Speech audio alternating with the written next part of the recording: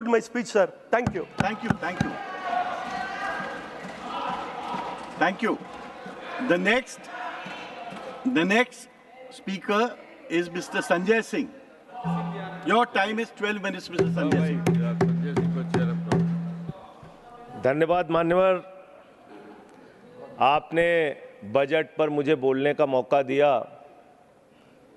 मैं अपनी बात शुरू करना चाहूँगा। मान्यवर, हमारे कुछ दोस्त जो कभी इधर हुआ करते थे, अब वो उधर चले गए हैं। उनके लिए चंद पंक्तियों से अपनी बात शुरू करूँगा कि कैसा ये हादसा है मेरी जिंदगी के साथ, कैसा ये हादसा है मेरी जिंदगी के साथ। मैं हूं किसी के साथ, मेरा दिल किसी के साथ। तो जो लोग उधर चले गए मान्यवर, उनका दिल हमारे साथ है, भले वो किसी के साथ हो। मान्यवर, इस बजट का बहुत ढोल पीटा जा रहा है कि बड़ा क्रांतिकारी, बड़ा अच्छा बजट, बड़ा विकसित भारत का बजट है। यह बजट क्या है मान्यवर? पूरे देश को पता चलना चाहिए कि भारत माता की सेना रक्षा के लिए जो बजट आता है, उस बजट में कटौती करने का काम किया गया। 9.6% से घटाकर 9.43% किया गया। भारत का अन्नदाता किसान जो अपने खून पसीने से देश को चलाने का काम करता है मान्यवर, उसका बजट, कृषि का बजट 3.2% से 20% से घटाकर 3.15% किया गया। स्वास्थ्य का बजट, हिंदुस्तान 144 करोड़ लोगों का देश है मान्यवर, लेकिन बड़े अफसोस के साथ कहना पड़ रहा है कि स्वास्थ्य का बजट 1.97% से घटाकर 1.85% किया गया। ट्रांसपोर्ट का बजट 11.48% से घटाकर 11.28% किया गया। पेंशन, जहां एक तरफ पुरानी पेंशन की बहाली की मांग हो रही है, लाखों कर्मचारी सड़क पर हैं और मांग करते हैं कि पुरानी पेंशन बहाल किया जाए। इस सरकार ने पेंशन का बजट 5.20% से घटाकर 5.04% करने का काम किया। एनर्जी का बजट 2.10% से घटाकर 1.42% करने का काम किया। वैज्ञानिक विभाग का बजट 0.7% से घटाकर 0.6% करने का काम किया। फूड सब्सिडी का बजट 4.38% से घटाकर 4.25% करने का काम किया। नॉर्थ ईस्ट के विकास का बजट, मणिपुर की तो चर्चा आपने नहीं की, लेकिन नॉर्थ ईस्ट के विकास का बजट आपने 0.13% से घटाकर 0.12% करने का काम किया। सामाजिक कल्याण, जिसमें आपका बिल्कुल यकीन नहीं है, उसका भी बजट आपने घटाया। 1.22% से घटाकर 1.17% करने का काम किया। आपने फर्टिलाइजर का, खाद का बजट 3.88 से घटाकर 3.4% करने का काम किया और फूड सब्सिडी आपने घटाने का काम किया। यह है आपके विकसित भारत के खोखले बजट की सच्चाई। हर वर्ग को आपने चोट पहुंचाने का काम किया मान्यवर। आप कहते हैं आप दुनिया की 5वीं बड़ी अर्थव्यवस्था है, 5वीं बड़ी अर्थव्यवस्था है। अरे ये तो सच्चाई बताइए कि ये 5वीं बड़ी अर्थव्यवस्था किसके लिए है? आपने चंद पूंजीपतियों का 16 लाख करोड़ रुपए माफ किया। यह इस देश की सच्चाई है। आपने 16 लाख करोड़ रुपए पूंजीपतियों का माफ किया। आपने 14 देश के प्रधानमंत्रियों ने जितना कर्जा लिया, उससे दोगुना कर्जा अकेले आपकी सरकार ने लिया। आपने 150 लाख करोड़ रुपए कर्जा लेने का काम किया, देश को कर्ज में डुबाने का काम किया। मान्यवर, मैं बताना चाहता हूं इस सरकार से किन किन वर्गों को उम्मीद थी। इस सरकार से उम्मीद थी देश के अन्नदाता किसानों को कि आप एमएसपी दोगुना करेंगे। आपने एमएसपी दोगुना नहीं की। आपने किसानों की फूड सब्सिडी का काटने का काम किया, फर्टिलाइजर सब्सिडी काटने का काम किया, कृषि क्षेत्र को देने वाले बजट को खत्म करने का काम किया। बेरोजगारों को उम्मीद थी 10 साल में आपने कहा था मान्यवर 20 करोड़ नौकरियां देंगे, 20 करोड़ नौकरियां आपने नहीं दी। फिर नौजवानों ने कहा नौकरी दो, नौकरी दो। फिर आपने कहा पकौड़ा तल लो, पकौड़ा तल लो। फिर आपने कहा पान की दुकान लगा लो, पान की दुकान लगा लो।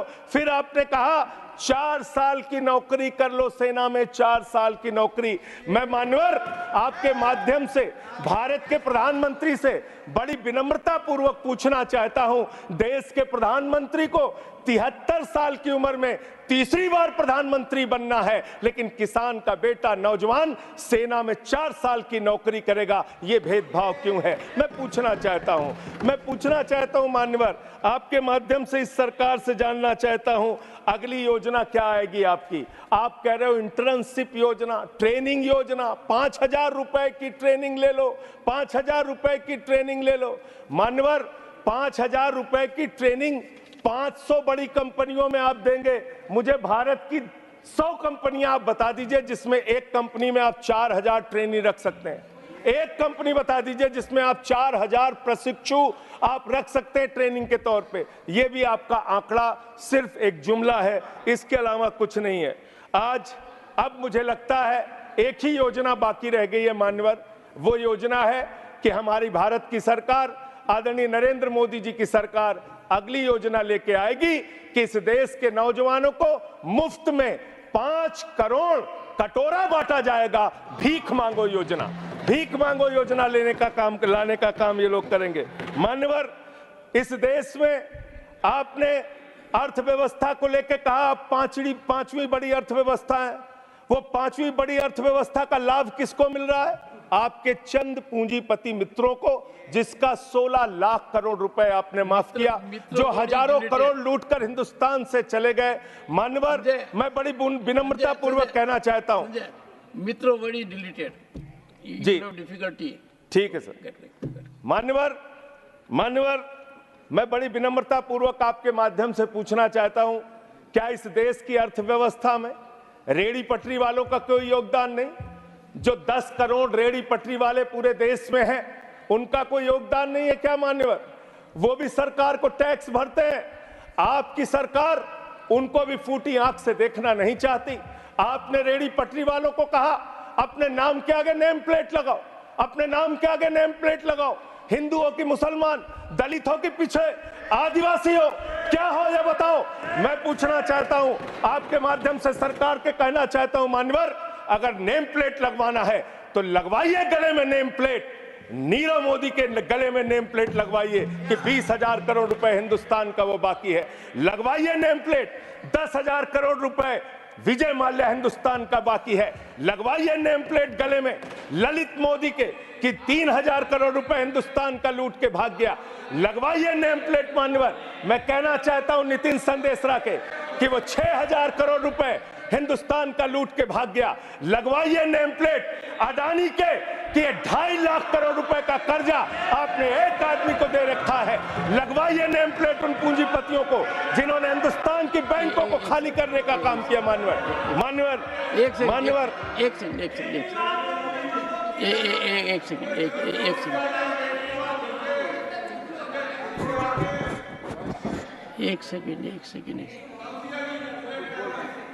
Second Honorable member, and you are a senior person. Sanjay ji, you are a senior person. धारा प्रवाह में आप काफी कुछ कह गए फिगर्स के बारे में, बाकी तो you can make your point, no difficulty about it. One second. So the figures which you have given, you will have tough time in proving them, because these have been taken in stride. So all that will be deleted, and we will, unless you have real, factually firmed up material, use a name. Make your point. ठीक है sir, ठीक है sir, thank you sir, make your point. Thank you sir. मान्यवर मैं तो ये कहना चाह रहा था आपके माध्यम से कि इस तरह के काम देश के अंदर नहीं होने चाहिए। भारत एक धर्मनिरपेक्ष राष्ट्र है और हम जानते हैं अपनी सामाजिक व्यवस्था में, मैं जानता हूं इनके मन में दर्द होगा मान्यवर, अभी चुनाव हारे हैं ये उत्तर प्रदेश में, तो वहां पर अगर कोई बोर्ड लगाएगा जाटव ढाबा, एक सेकंड, जाटव ढाबा कोई लगाएगा, कोई अपने ढाबे के आगे अगर वाल्मीकि ढाबा लिखेगा तो आप लोग उसके यहाँ खाने नहीं जाओगे। मैं जानता हूं आपकी मानसिकता। आप वो लोग हैं जिन्होंने भारत के तत्कालीन राष्ट्रपति श्री रामनाथ कोविंद जी को प्रभु श्री राम के मंदिर के शिलान्यास में नहीं बुलाया। आप वो लोग हैं जिन्होंने मौजूदा राष्ट्रपति श्रीमती द्रौपदी मुर्मू जी को राम मंदिर के उद्घाटन में नहीं बुलाया। आप दलितों से, पिछड़ों से, आदिवासियों से, अल्पसंख्यकों से, मुसलमानों से नफरत करने का काम करते हैं। ये आपकी सच्चाई है। इसलिए नेम प्लेट मत लगवाइए। नेम प्लेट लगवाना है तो जिन्होंने देश की बैंकों को लूटा है उनका नेम प्लेट लगवाइए। और मान्यवर, मैं आपसे, आपके माध्यम से इस सरकार से कहना चाहता हूं, इनका बजट पढ़ रहा था मान्यवर, जेलों को भी इन्होंने कम बजट दिया। अरे जेल का बजट तो बढ़ा दीजिए, 300 करोड़ रुपए जेल का बजट बढ़ा दीजिए। अरे अभी हमको जेल में भेजा है, कल तुमको जेल में आना है, तुम सबको जेल में आना है। जेल का बजट बढ़ा दो, जेलों को ठीक कर दो, अगला नंबर तुम्हारा है, तुम्हें जेल में आना है। इसलिए कम से कम जेलों को तो ठीक कर दो, अगला नंबर तुम्हारा। मैं जेल के बजट पे बोल रहा हूँ मानवर, मैं जेल के बजट पे बोल रहा हूँ। 300 करोड़ दिया, इनको जेल में आना है। वन सेकेंड सदन के नेताजी से मैं अनुरोध करूंगा कि ये बहुत मार्मिक अपील है जेल का बजट बढ़ाने के लिए, और इस पर आप गौर फरमाइए। धन्यवाद सर, धन्यवाद सर। ठीक है ना, धन्यवाद सर। एक पृष्ठभूमि भी है मान्यवर, इसका ध्यान रखा जाएगा। में इन्होंने न्यायपालिकाओं के लिए जो बजट रखा वो नाकाफी है। 5 करोड़ केसेस पेंडिंग है इस देश के अंदर, और 6 लाख लोगों को पूरे देश में जेलों में रखा गया है, जिसमें करीब 76% अंडर ट्रायल है। इसका मतलब आपका मकसद न्याय दिलाना नहीं है, आपका मकसद किसी मामले की सच्चाई तक पहुंचना नहीं है, आपका मकसद है पकड़ पकड़ के एक एक व्यक्ति को जेल में डालना। आपने दिल्ली के मुख्यमंत्री को, जिनकी शुगर 36 बार 50 से नीचे जा चुकी है, आपने दिल्ली के मुख्यमंत्री को पकड़ के जेल में डाल दिया। नहीं मानवर, अब इनको बार बार मौका मत दीजिए, मुझे अपनी बात पूरी करने दीजिए। I am not yielding sir, I am not. आपने 2 बार काम हैबिट बना लिया इन्होंने सर। दिल्ली के मुख्यमंत्री को सर इन्होंने पकड़ के जेल में डाल के रखा, दिल्ली के शिक्षा मंत्री को इन्होंने 2 साल से जेल में रखा, दिल्ली के स्वास्थ्य मंत्री को इन्होंने 2 साल से जेल में रखा।